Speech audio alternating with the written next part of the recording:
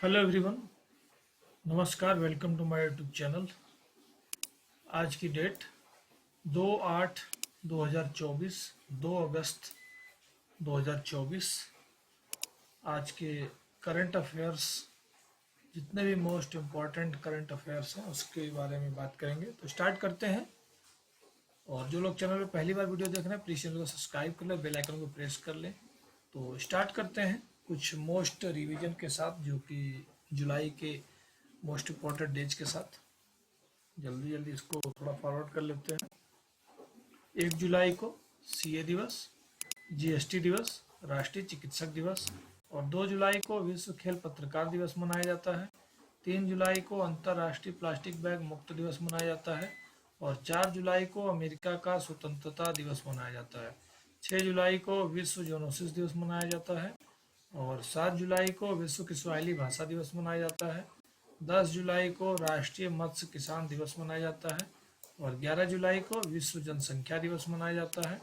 और 12 जुलाई को अंतर्राष्ट्रीय मलाला दिवस मनाया जाता है। और 14 जुलाई को बैस्टिल दिवस मनाया जाता है। और 15 जुलाई को विश्व युवा कौशल दिवस।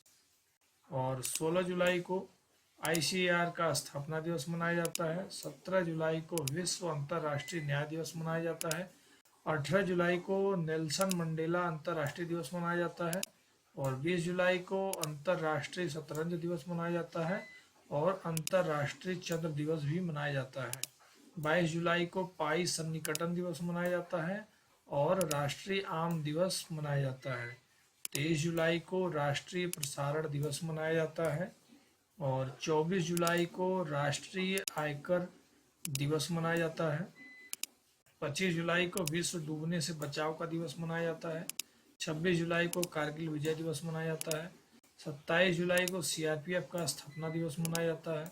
28 जुलाई को विश्व हेपेटाइटिस दिवस मनाया जाता है। 29 जुलाई को अंतर्राष्ट्रीय बाघ दिवस मनाया जाता है। और 30 जुलाई को मानव तस्करी के खिलाफ विश्व दिवस मनाया जाता है। और 31 जुलाई को विश्व रेंजर दिवस मनाया जाता है। इसके बाद आज 2 जुलाई के मोस्ट करंट अफेयर्स के बारे में बात कर लेते हैं। हाल ही में विश्व कॉफ़ी सम्मेलन की मेज़बानी कौन करेगा? तो भारत में ही होगा और बेंगलुरु करेगा।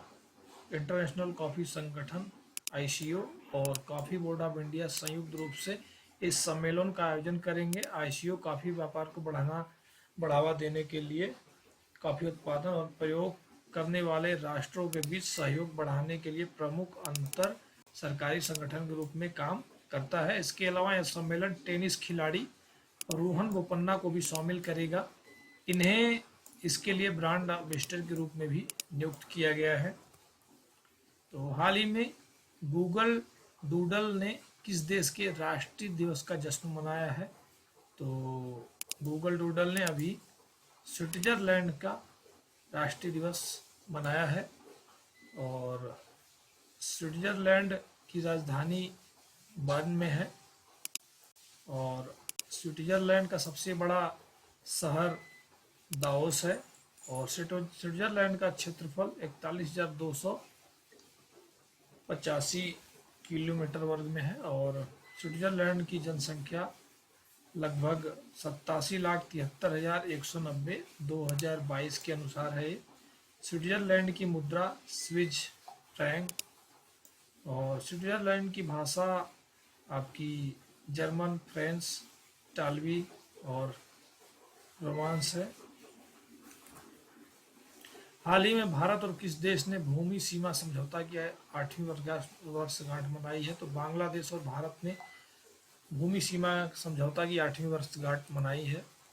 और हाल ही में किस देश ने यूक्रेन को पहला F-16 फाइटर जेट और नया एयर डिफेंस सिस्टम सौंपा है? तो अमेरिका ने यूक्रेन को सौंपा है। हाल ही में राष्ट्रीय पर्वतारोहण दिवस कब मनाया गया है? तो 1 अगस्त को नेशनल माउंटेन क्लाइंबिंग डे मनाया जाता है, यानी कि राष्ट्रीय पर्वतारोहण दिवस। और हाल ही में किसने असम राइफल के महानिदेशक के रूप में पदभार ग्रहण किया है? तो विकास लखेरा। इन्होंने पदभार को ग्रहण किया है असम राइफल्स के महानिदेशक के रूप में। और हाल ही में प्रधानमंत्री मोदी ने किसके द्वारा एशियाई शेरों पर लिखी पुस्तक का विमोचन किया, तो परिमल नाथवनी।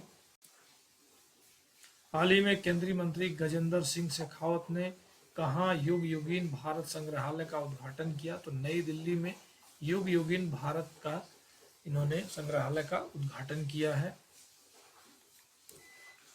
और हाल ही में कहाँ केवा फिश की नई प्रजाति की खोज हुई है, तो मेघालय में। हाल ही में कौन विश्व का दूसरा सबसे बड़ा एल्यूमिनियम उत्पादक बना है, तो भारत बना है सबसे बड़ा उत्पादक, और पहला जो है वो चाइना है। हाल ही में स्वप्निल कुसाले ने 50 मीटर 3 पोजीशन स्पर्धा में कौन सा पदक जीता है, तो स्वप्निल कुसाले ने 50 मीटर 3 पोजीशन स्पर्धा में कांस्य पदक इन्होंने जीता है। इनके जीतने के बाद अभी तक भारत को 3 कांस्य पदक मिल चुके हैं।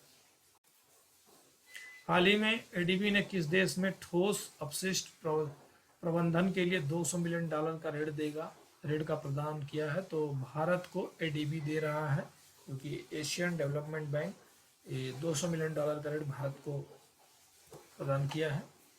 हाल ही में किस बैंक ने गिफ्ट सिटी से $750 मिलियन का टर्म लोन जुटाया है, तो एसबीआई ने देश के सबसे बड़े ऋणदाता भारतीय स्टेट बैंक ने ऋण परिचालन में धन की तैनाती के लिए एक वशिष्ठ असुरक्षित सिंडिकेटेड टर्म लोन सुविधा के माध्यम से $750 मिलियन जुटाए हैं।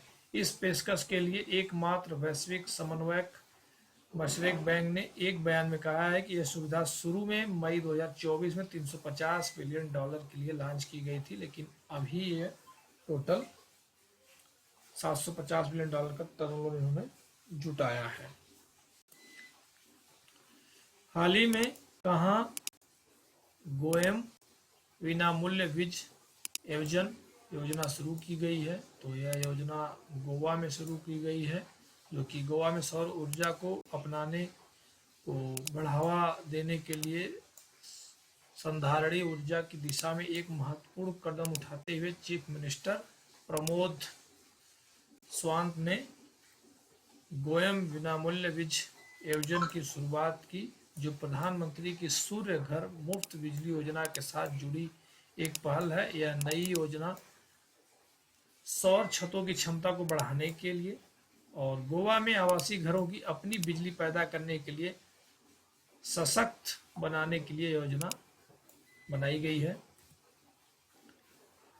हाल ही में WTO यानी कि वर्ल्ड ट्रेड ऑर्गेनाइजेशन की रिपोर्ट के अनुसार भारत को डंपिंग रोधी शुल्कों में विश्व में स्तर पर कौन सा स्थान मिला है, तो इसमें दूसरा स्थान भारत को मिला है। और रोहन बोपन्ना ने संन्यास की घोषणा की है, टेनिस से इनका संबंध है।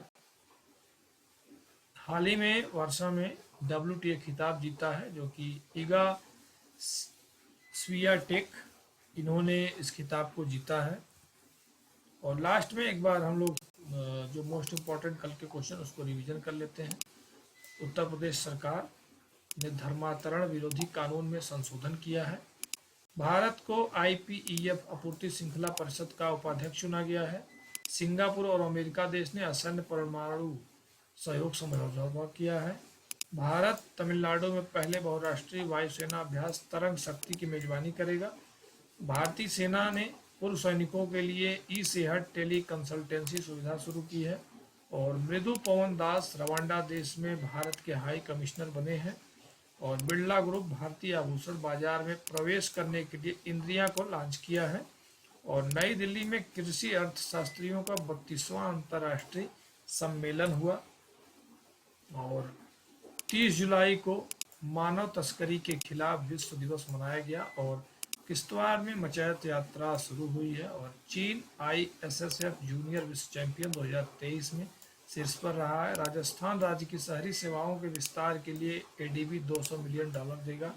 और नई दिल्ली में गांवों की सांस्कृतिक संपत्ति मानचित्रण का वर्चुअल मंच शुरू किया गया है। और स्पेन में पेड्रो साnchez को देश का कार्यवाहक प्रधानमंत्री